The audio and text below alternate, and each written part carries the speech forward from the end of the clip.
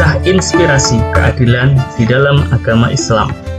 Islam sebagai agama yang kafah sangat menjunjung tinggi nilai-nilai keadilan. Di antaranya akan warna hidup ketengahkan kisah-kisah sosok pemilik pribadi mulia yang berperilaku adil, sehingga mengharumkan nama besar ajaran agama Islam. Langsung ke TKP. Keadilan Rasulullah Shallallahu Alaihi Wasallam. Kisah ini bermula dari salah seorang wanita keturunan kalangan bangsawan terpandang dari Bani Makhzum yang bernama Fatimah tersandung perkara pidana yang membuatnya berurusan dengan pengadilan. Namanya sama dengan putri Nabi, namun Fatimah yang satu ini dikenal dengan kenakalannya. Maklum, anak bangsawan kaya. Setelah melalui proses pengadilan, akhirnya hakim memutuskan vonis hukum potong tangan kepada Fatimah. Mendengar keputusan hakim, keluarga Bani Makhzum kaget, marah, dan merasa terhina. Sebagai bangsawan, mereka tidak terima dengan perlakuan ini, karena sebelum era Islam, mereka mendapatkan perlakuan khusus dan istimewa. Segeralah seluruh keluarga Bani Makhzum berkumpul dan mendiskusikan solusi supaya putri mereka, Fatimah, terlepas dari jeratan hukum ini dan bebas dari hukuman potong tangan. Gawat! Apa tidak ada cara untuk menyelamatkan anak kita? Sergah salah satu kerabat Bani Makhzum. Ini tidak mungkin. Hanya mencuri saja harus dipotong tangan. Apalagi Fatimah adalah keturunan Bani Makhzum, kalangan bangsawan.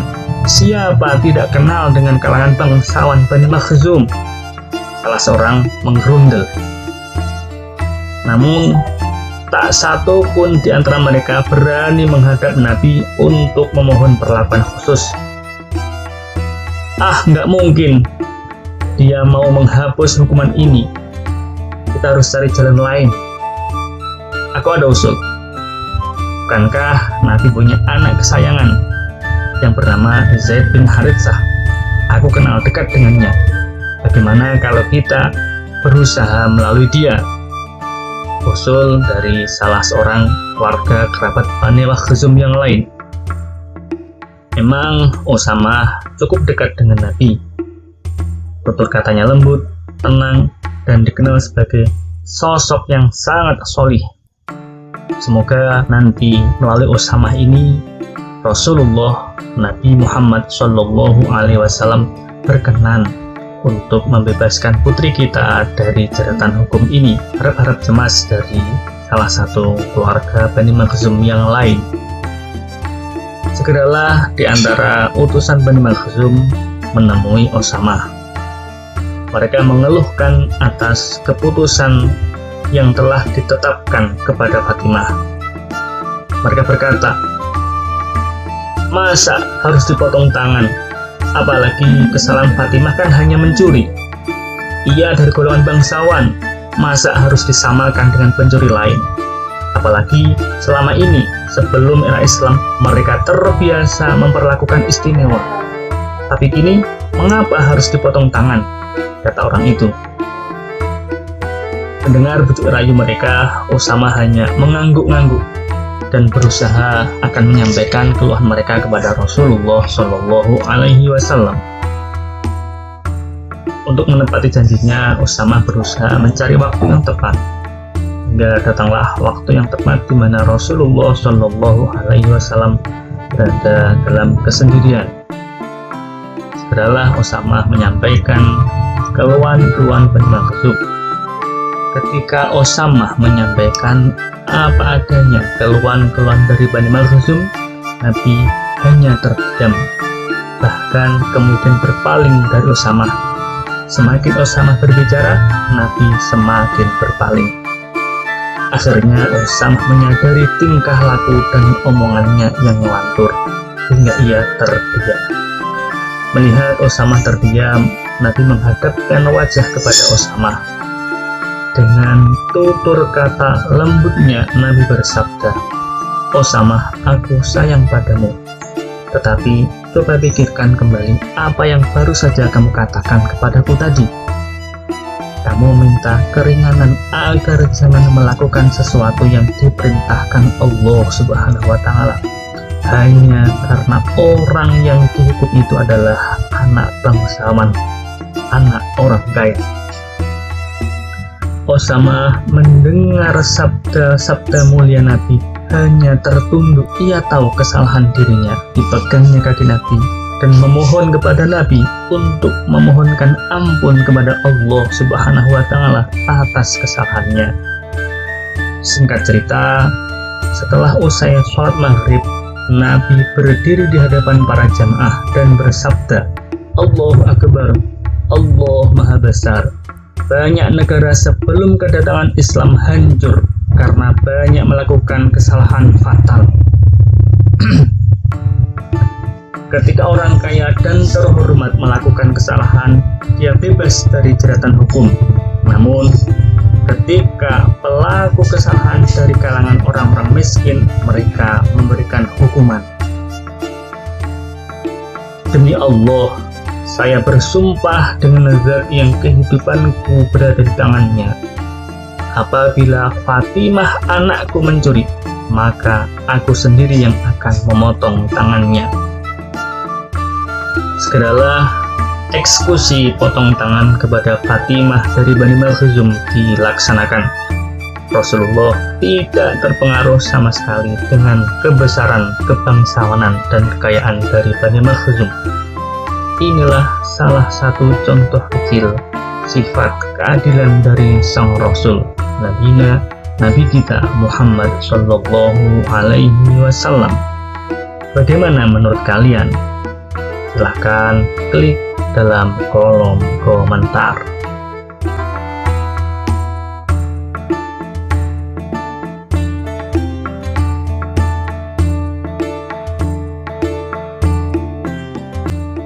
Dua, keadilan Khalifah Umar bin Khattab.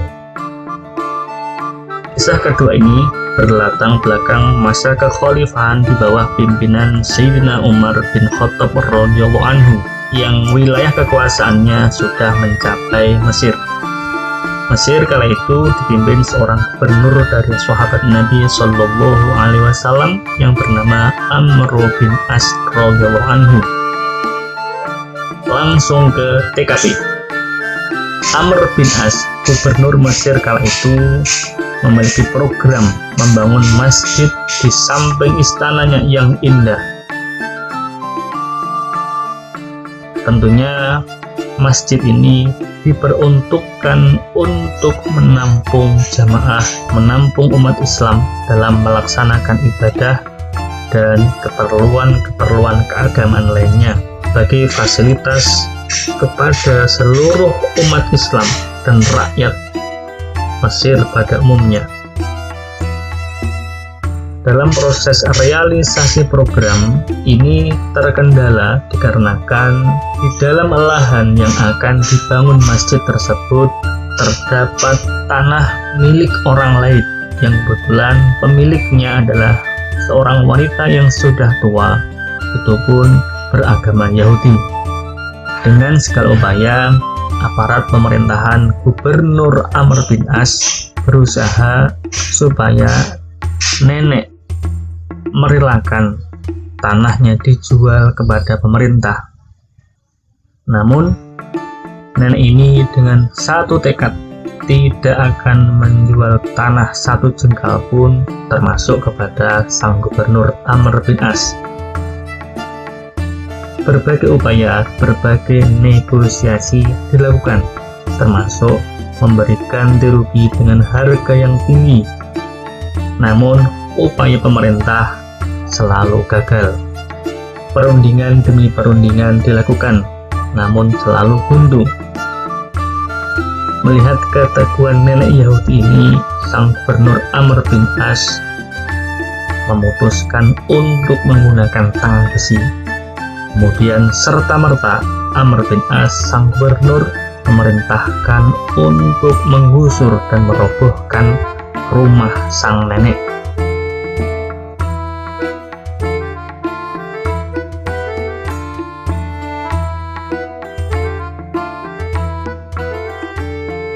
mengalami kondisi yang sangat tidak manusiawi ini, sang nenek berusaha mencari keadilan kepada atasan sang gubernur.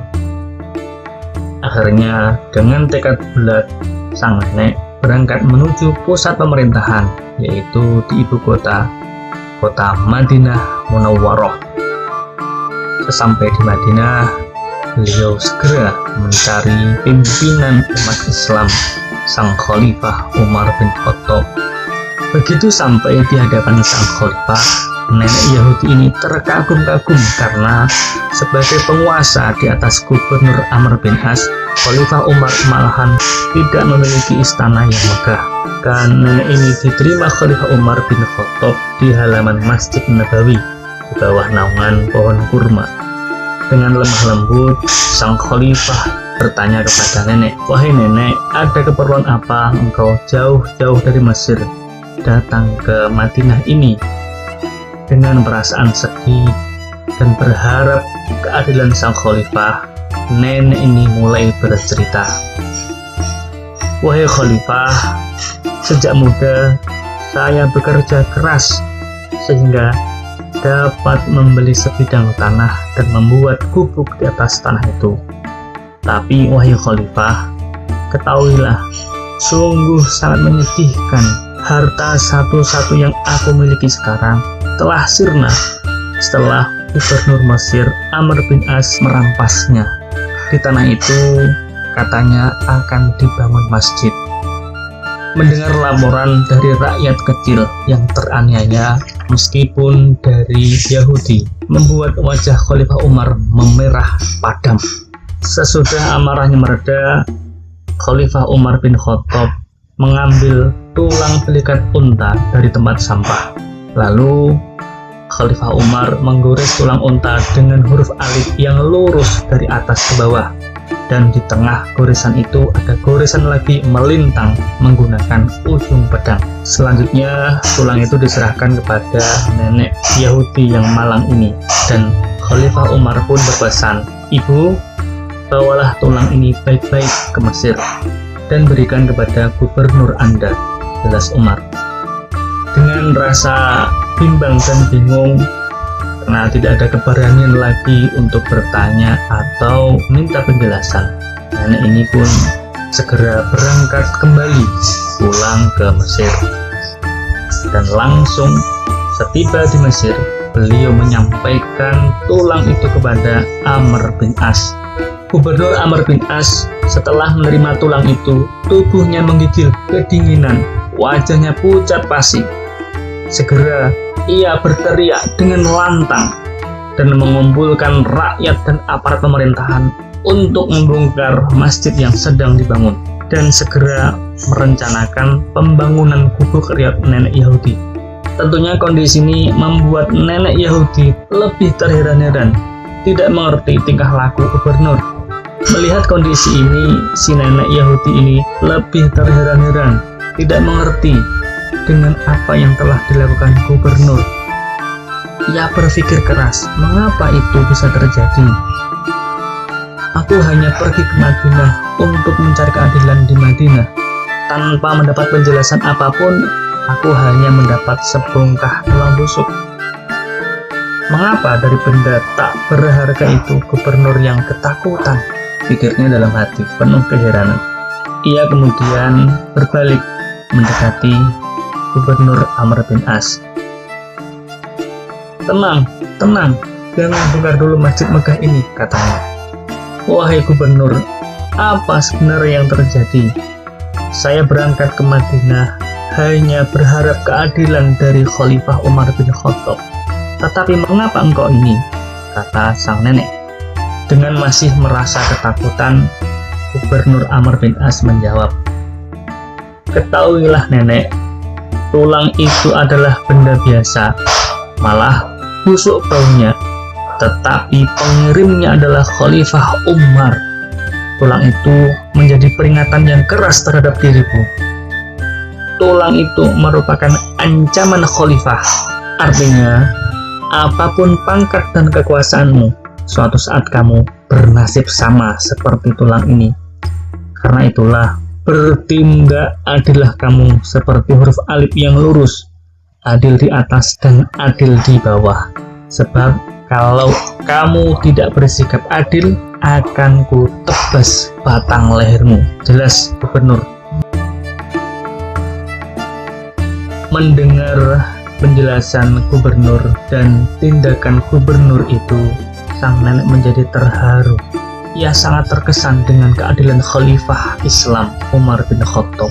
Akhirnya, setelah beberapa saat, nenek pun mengikhlaskan tanahnya untuk pembangunan masjid, dan ia sendiri masuk Islam.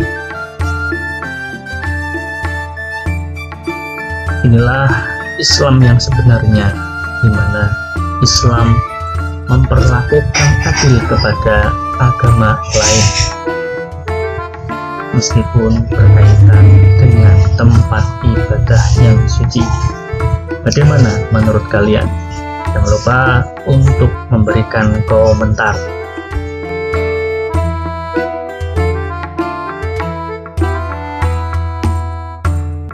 Kisah keadilan Hakim Iyas bin Muawiyah bin Qurrah. Setelah kisah pertama tadi menjelaskan kisah keadilan Rasulullah SAW, yang kedua mengisahkan dari kalangan sahabat Nabi, yaitu Khalifah Umar bin Khattab. Kali ini mengisahkan dari kalangan tabi'in, yaitu Hakim Iyas bin Muawiyah. Hakim Iyas terkenal dengan kejeniusan dan kecerdasannya. Pada suatu hari datang seorang laki-laki mengajukan perkaranya kepada Hakim Iyas. Ia berkata kepada Hakim Iyas, "Wahai Tuan Hakim, sesungguhnya hamba telah menitipkan harta yang sangat banyak kepada saudara hamba ini, seorang pedagang. Yaitu tatkala hamba akan bepergian. Namun ketika hamba kembali dari perjalanan, saudara hamba yang pedagang ini mengingkari titipan harta hamba. Bagaimanakah pendapat Tuan Hakim?" Lalu Hakim Iyas berkata kepada pelapor itu, "Di manakah gerangan kalian berdua pada waktu engkau memberikan harta tersebut?" Maka sang pelapor menjawab, "Kami waktu itu berada di bawah pohon yang terletak di padang pasir." Iyas bertanya kepada si pedagang, orang yang dititip barang oleh sang pelapor, "Benarkah apa yang dikatakan lelaki itu?" Tidak Tuan Hakim," sanggah pedagang. "Saya sama sekali tidak menerima titipan harta benda apapun dari orang itu. Saya tidak pernah melihat pohon yang dimaksudkan selama hidupku." Iyas berkata kepada pelapor itu, "Pergilah engkau ke pohon yang engkau maksud. Mudah-mudahan Allah memberimu petunjuk di sana.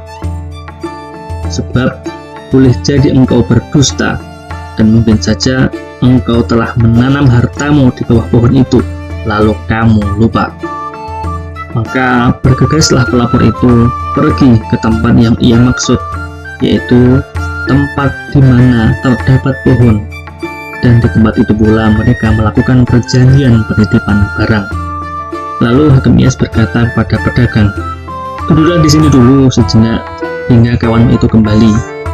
Mudah-mudahan ia dapat menemukan hartanya hingga dapat aku selesaikan perkaramu dengan mudah." Lalu segeralah pedagang itu duduk. Beberapa saat kemudian Iyas mulai berpikir, lalu berbuat seolah-olah melupakan persoalan pengadilan tersebut. Setelah itu Iyas menoleh kepada sang pedagang dan berkata, "Bagaimana menurut kamu? Apakah saudaramu itu sudah tiba di pohon yang ia maksud?" Tanpa sadar pedagang itu berkata, "Belum Tuan Hakim, sesungguhnya pohon itu cukup jauh tempatnya dari sini." Dengan spontan Iyas berkata, "Hai musuh Allah, kau adalah pengkhianat. Sesungguhnya lelaki itu benar-benar telah menitipkan hartanya kepadamu di bawah pohon itu." Dengan terkejut, akhirnya sang pedagang itu mengakui kesalahannya, lalu berkata, ampun Tuan Hakim, hamba memang bersalah. Hamba meminta rahasia ini jangan disebarkan. Mudah-mudahan Allah pun senantiasa menjaga Tuan Hakim, ujuk sang pedagang. Disinilah letak keadilan sang Hakim Iyas. Kemudian Hakim Iyas memberikan isyarat kepada pengawalnya untuk menangkap pedagang itu. Dan selang beberapa lama, lelaki pelapor pun kembali dengan wajah muram dan telah kecapean karena telah menempuh perjalanan yang sangat jauh. Lalu Iyas berkata kepada pelapor itu, "Apakah engkau telah mendapatkan hartamu?" Dengan terengah-engah pelapor menjawab, "Tidak Tuan Hakim. Sungguh hamba telah pergi ke tempat tumbuhnya pohon tersebut. Hamba ingat benar-benar telah menitipkan harta kepada pedagang itu. Hamba tidak ragu sedikit pun. Hamba yakin Tuan Hakim." Maka Iyas berkata, "Engkau benar. Sungguh saudaramu itu telah mengakui kesalahannya. Ambillah kembali hartamu darinya." Semenjak itu, pedagang ini berjanji untuk tidak mengulangi perbuatannya, dan ia pun mengembalikan harta titipan saudaranya itu.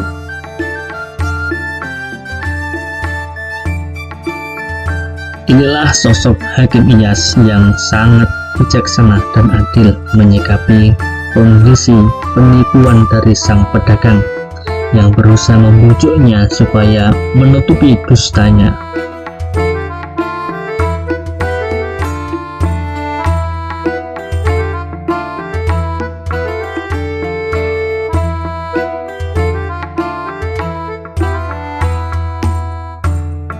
Kisah keempat, keadilan Hakim Syureh. Kisah ini berlatar belakang di masa Khalifah Ali bin Abi Thalib karramallahu wajhah, yaitu Khulafaur Rasyidin yang keempat.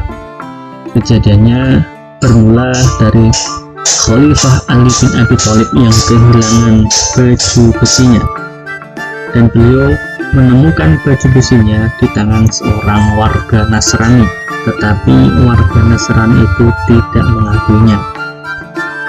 Akhirnya Khalifah Ali bin Abi Thalib radhiyallahu anhu mengadukan hal tersebut kepada ketua pengadilan. Di dalam persidangan, sang hakim memanggil Khalifah Ali dengan panggilan "Wahai Amirul Mukminin." Ketika Khalifah Ali pun berkata, "Wahai hakim, aku tidak senang mendengar panggilan itu, karena di dalam persidangan antara penggugat sederajat dengan yang digugat." Inilah sikap adil dari Khalifah Ali bin Abi Thalib yang menyadari persamaan kedudukan antara penggugat dan tergugat di hadapan hakim, meskipun beliau saat itu menduduki sebagai khalifah. Dalam persidangan ini, Khalifah Ali menggugat orang Nasrani itu dengan mengatakan bahwa baju besi itu miliknya yang hilang. Ia tak pernah membagikan atau menjual baju itu kepada siapapun. Sang hakim yang bernama Syureh pun bertanya kepada tergugat, yaitu orang Nasrani, "Apa jawabanmu terhadap gugatan itu?" Orang Nasrani itu menjawab, "Baju besi ini milikku, dan bagiku Khalifah Ali bin Abi Thalib adalah pembohong." Hakim Syureh pun bertanya kepada Khalifah Ali karramallahu wajhah, "Apakah Anda punya bukti?" Dengan tersenyum, Khalifah Ali pun berkata, "Maaf Tuan Hakim, saya tidak mempunyai bukti apapun." Karena Khalifah Ali tidak memiliki bukti-bukti apapun, maka sidang memutuskan baju besi tersebut milik orang Nasrani.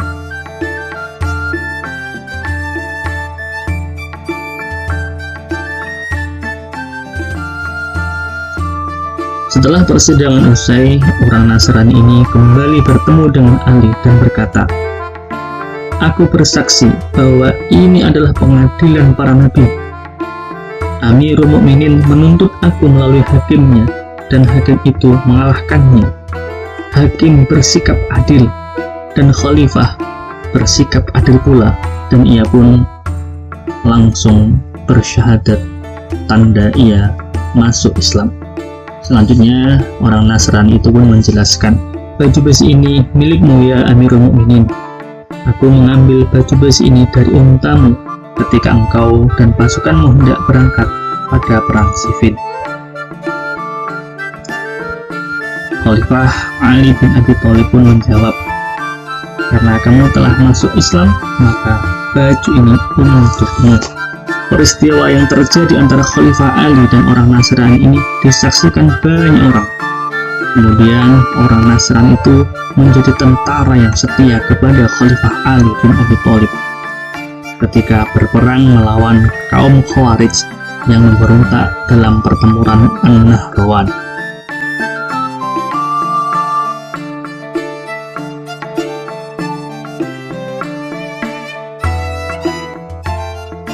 Betapa mulianya para pejabat-pejabat ini, hakim yang adil, pimpinan khalifah yang adil dan bijaksana. Bagaimana menurut kalian semua?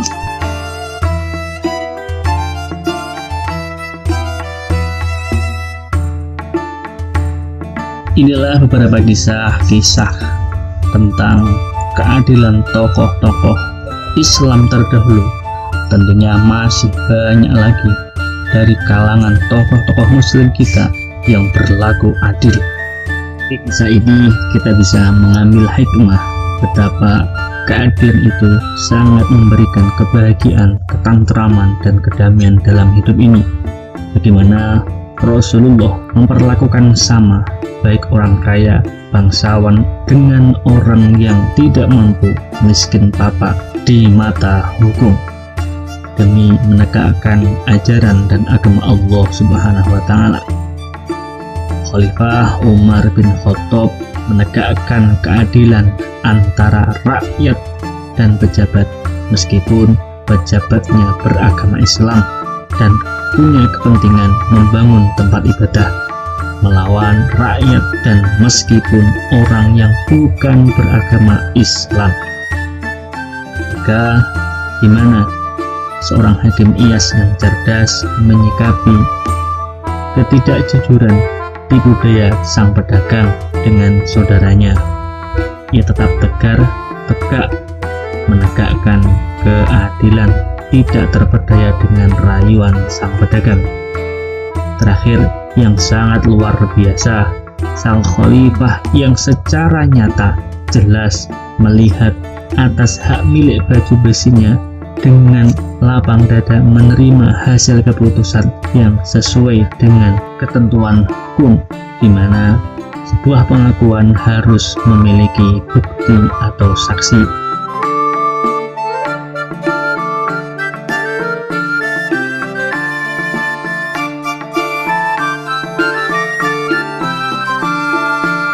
Betapa luar biasanya hidup ini, indahnya hidup ini, damainya hidup ini, kalau keadilan tercipta di dalam segala sisi, di semua tempat, di antara para pejabat-pejabat yang ada di negara kita. Semoga kedamaian selalu menyertai kita semua dan keadilan tercipta di segala bidang. Semoga kisah ini membawa warna dan memberikan manfaat. Terima kasih.